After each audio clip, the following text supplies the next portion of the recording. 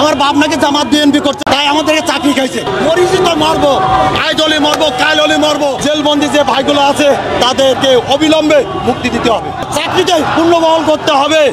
মরিচি তো মারবো, আজ হলে মারবো, কাল হলে মারবো। দুনিয়ায় আজ আছে কাল নেই।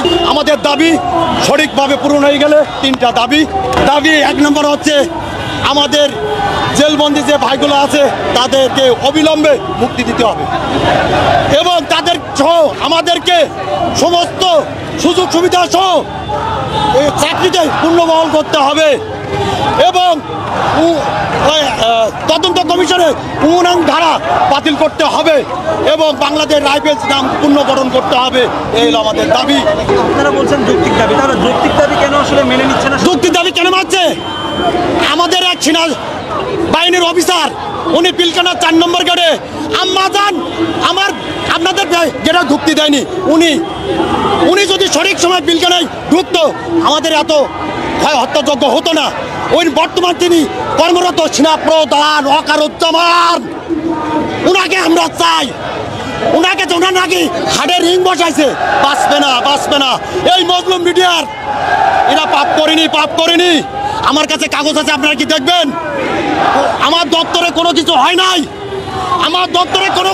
বলে আমার কাছে চিঠি আছে।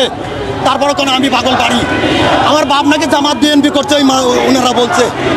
গ্রামে তদন্ত করি, হ্যাঁ, তাই আমাদেরকে চাকরি খাইছে। এখন মেন কথা হলো আমাদের দ্বারা চেঞ্জ করতে হবে, চাকরিতে পূর্ণবহাল করতে হবে, সমস্ত সুযোগ সুবিধা সব জেলবন্দের ভাইদেরকে, এই তাদের ফ্যামিলি শুয়ে আছে, দেখেন কত মানবতার জীবন, তাদেরকে অবহিত করতে হবে এবং পূর্ণ সুবিধা কর্মস্থলে যোগদান করার সুযোগ সুবিধা বহাল করতে হবে বাংলাদেশ রাইফেলস।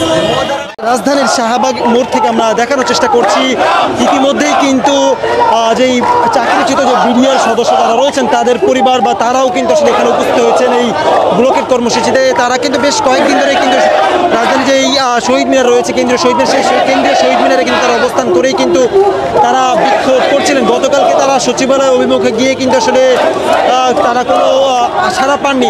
তবে আজকে তারা কিন্তু আবার আসলে নতুন করে যে প্রধান উপদেষ্টা যে বাসভবন যমুনার উদ্দেশ্যে তারা অভিমুখে রওনা করেন এবং প্রতিমধ্যে ২-১টি জায়গায় পুলিশের বাধা অতিক্রম করে কিন্তু তারা ইতিমধ্যে শাহবাগ ব্লকের কর্মসূচি করেন। তারা বলছেন যে তাদের যদি দাবি না মানা হয় তাহলে তারা যমুনা যে প্রধান উপদেষ্টা যে বাসভবন সেই বাসভবনের অভিমুখে তারা রওনা করবেন।